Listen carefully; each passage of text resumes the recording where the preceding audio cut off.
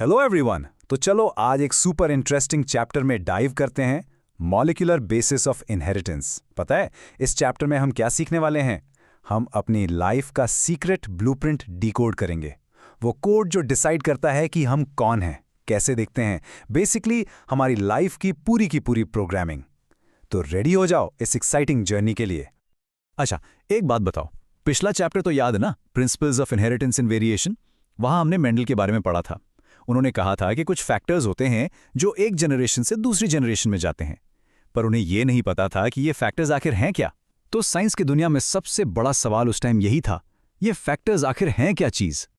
और फिर काफी रिसर्च के बाद इस राज से पर्दा उठा।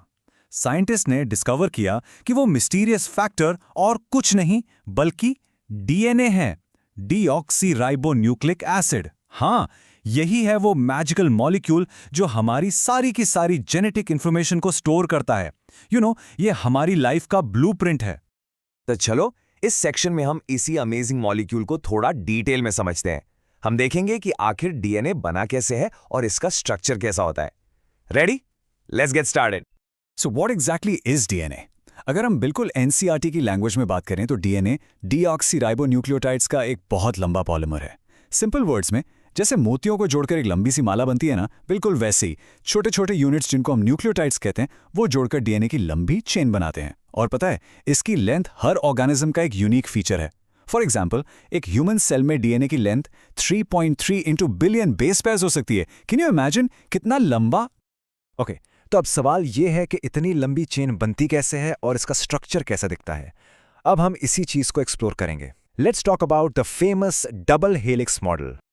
चलो इसको ना बिल्डिंग ब्लॉक्स की तरह समझते हैं। बहुत इजी है, बस ध्यान से सुनना।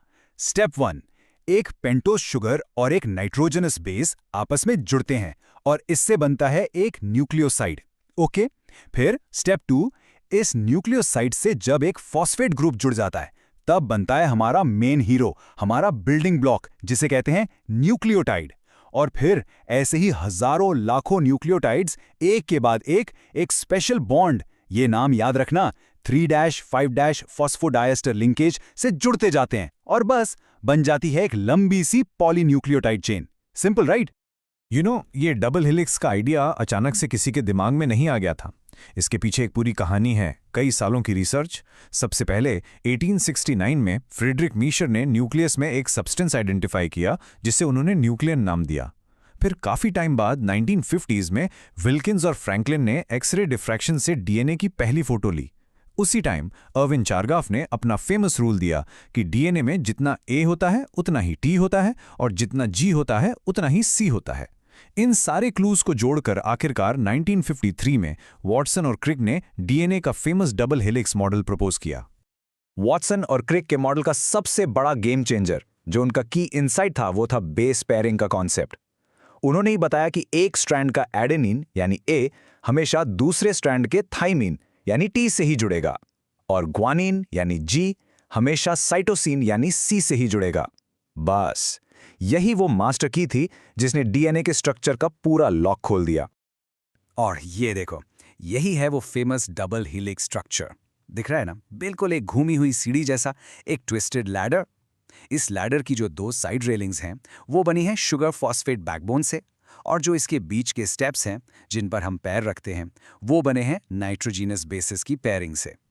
चलो अब इसके कुछ सुपर इंपॉर्टेंट फीचर्स नोट करते हैं, क्योंकि यहां से एग्जाम में डायरेक्ट क्वेश्चंस आते हैं। फर्स्ट, इसकी दोनों चेन्स एंटी पैरेलल होती हैं, मतलब एक की डायरेक्शन 5 प्राइम से 3 प्राइम है तो दूसरी की ठीक उल्टी 3 प्राइम से 5 प्राइम।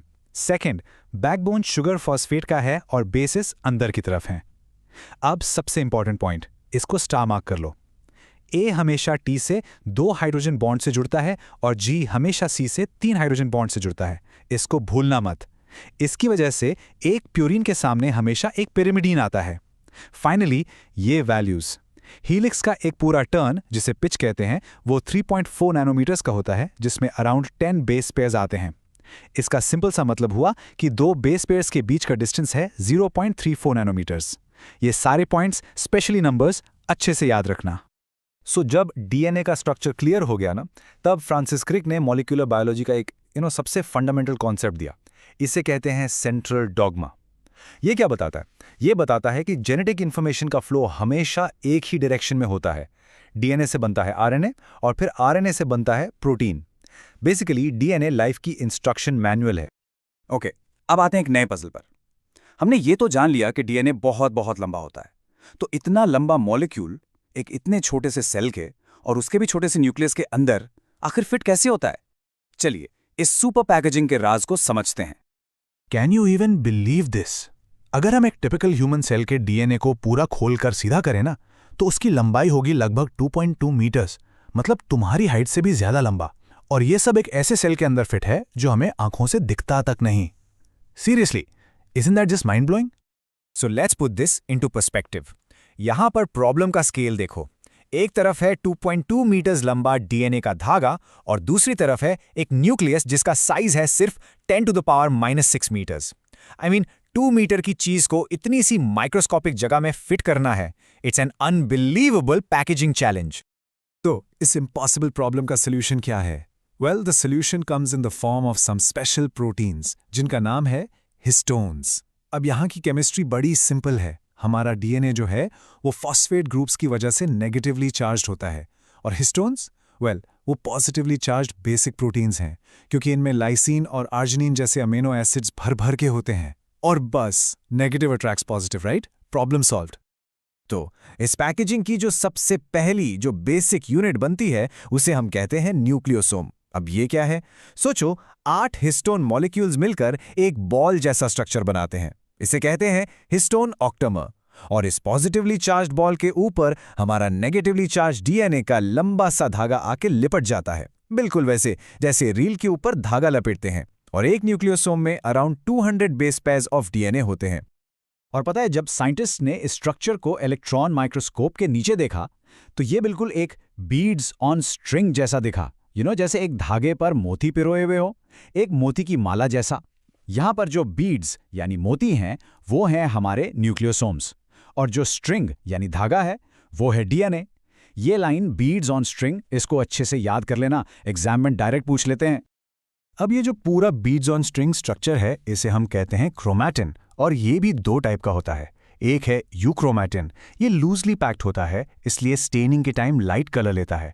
और सबसे इंपॉर्टेंट, ये ट्रांसक्रिप्शनली एक्टिव होता है, मतलब यहाँ के जीन्स काम कर रहे होते हैं। और दूसरा है हेट्रोक्रोमैटिन, ये बहुत टाइटली और डेंसली पैक्ड होता है, इसलिए डार्क स्टेन होता है और ट्रांसक्रिप्शनली इनएक्टिव रहता है। ओके, सो हमने डीएनए का स्ट्रक्चर समझ लिया, उसकी सुपर पैकेजिंग भी समझ ली, लेकिन एक बात है, उस टाइम के साइंटिस्ट के लिए ये इतना ऑब्वियस नहीं था कि डीएनए ही आखिरकार जेनेटिक मटेरियल है। तो चलिए अब उस खोज की कहानी जानते हैं। असाइन टाइम पे सबसे बड़ा सवाल क्या था? साइंटिस्ट के बीच में एक बहुत बड़ी डिबेट चल रही थी। जेनेटिक मटेरियल क्या है? इज इट डीएनए और इज इट प्रोटीन? एक्चुअली काफी लोगों को लगता था कि प्रोटीन ही होगा, क्योंकि वो डीएनए से ज्यादा कॉम्प्लेक्स मॉलिक्यूल्स हैं। तो आखिर ये रेस डीएनए ने कैसे जीती? How was it finally proven? इस पजल का पहला सबसे इंपॉर्टेंट पीस ऑफ एविडेंस वो मिला 1928 में फ्रेडरिक ग्रिफिथ के एक एक्सपेरिमेंट से। वो स्ट्रिप्टोकोकस निमोनिया बैक्टीरिया पर काम कर रहे थे और तभी इन्होंने कुछ अजीब देखा। उन्होंने एक ट्रांसफॉर्मिंग प्रिंसिपल डिस्कवर किया जिसने इस कहानी की दिशा ही बदल दी। तो आखिर ग्रिफिथ के एक्सपेरिमेंट में ऐसा क्या मिरेकल हुआ था कि एक बेचारा नॉन हार्मफुल बैक्टीरिया अचानक से एक डेंजरस हार्मफुल बैक्टीरिया में ट्रांसफॉर्म हो गया? ऐसा क्या ट्रांसफॉर्म हुआ? वेल, इस सस्पेंस का जवाब हम जानेंगे इस चैप्टर के अगले हिस्से में। So stay curious and I will see you in the next one. Boards में अब सिर्फ 30 डेज बचे हैं और टेंशन लेवल हाई है? डोंट वरी, क्योंकि ऐप प्रिपरेशन होगी स्मार्ट, हार्ड नहीं। हम लेकर आए हैं आपके लिए अल्टीमेट साइंस क्वेश्चन बैंक, जो डिजाइन किया गया है स्पेशली आपके लास्ट मिनट रिवीजन के लिए। इस एक पैक में आपको मिलेंगे फिजिक्स, केमिस्ट्री, मैथ्स और बायोलॉजी के टोटल 50 चैप्टर्स। हर चैप्टर से हमने सिलेक्ट किए हैं 50 मोस्ट इंपॉर्टेंट क्वेश्चंस। सिर्फ वही सवाल जो एग्जाम्स में बार बार पूछे जाते हैं। फोकस करिए सिर्फ रेलेवेंट कंटेंट पर और अपनी प्रेप को दीजिए एक विनिंग एज। ये पूरा बंडल आपको मिल रहा है सिर्फ और सिर्फ 50 रुपए में। टाइम कम है और सिलेबस ज्यादा। नीचे दिए गए लिंक पर क्लिक कीजिए और अपनी डिजिटल कॉपी अभी ग्रैब कीजिए। चलिए स्टेप बाय स्टेप समझते हैं। सबसे पहले अपने फोन के किसी भी ब्राउजर में जाएं और टाइप करें ellipse.co.in का लिंक। वेबसाइट खुलते ही ऊपर आपको इंस्टॉल नाउ का बटन दिखेगा, बस उस पर क्लिक कर दीजिए। अब एक पॉपअप आएगा, यहां फिर से इंस्टॉल पर टैप करें। कुछ ही सेकंड्स में एलिप्स ऐप आपके फ़ोन में इंस्टॉल हो जाएगा। ऐप मेन्यू में जाकर ऐप ओपन करें और अपनी बेसिक डिटेल्स भरकर साइन अप या लॉगिन कर लें। लॉगिन करते ही आप ऐप के होम पेज पर पहुंच जाएंगे।